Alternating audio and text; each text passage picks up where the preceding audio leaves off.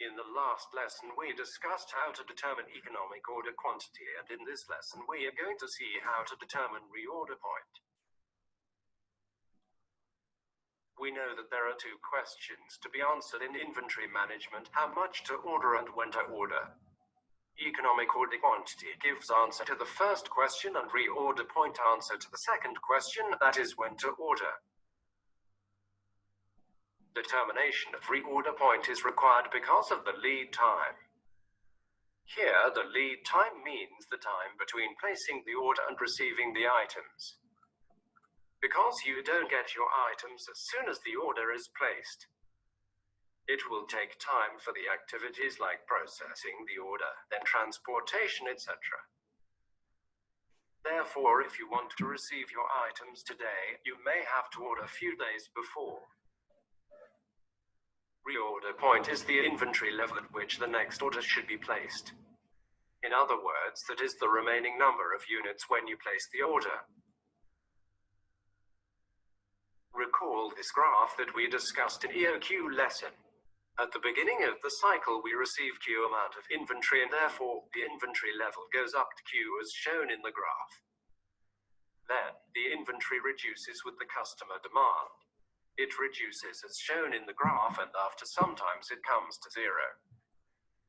Since no shortages are allowed, we must replenish our inventory as soon as our inventory level becomes zero. This pattern continues throughout the cycle. This graph assumes that the lead time is zero, but in practice that will never happen. In practice, if you want to receive your items at this time, you may have to order sometimes before, let us say at this time. Now, what is the remaining inventory level at this time? For the graph, we can determine the corresponding inventory level. This inventory level is called the reorder point. This remaining inventory is enough to fulfill the customer demand until the next order comes.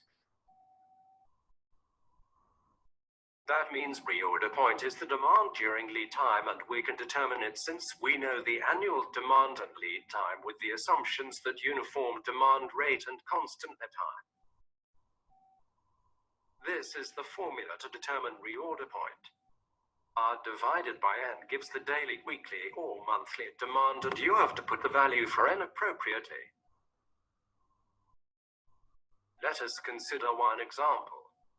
A manufacturing firm requires 600 units of a certain item annually, of which the unit cost is $100. The ordering cost is $24. Holding cost is estimated to be $2 per unit per year. What is the economic order quantity and optimal reorder point if the lead time is 1 month? Now, according to our notations, R is 600, C is 24, and H is 2. So, by the use of EOQ formula, we can find the EOQ like this. So, the EOQ is 120.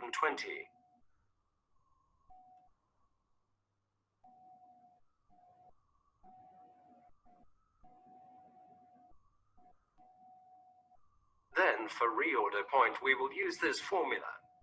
Lead time is given in months, and therefore we will use the number of months per year for N. That means N is 12. So, by using the formula, we find that the reorder point is 50.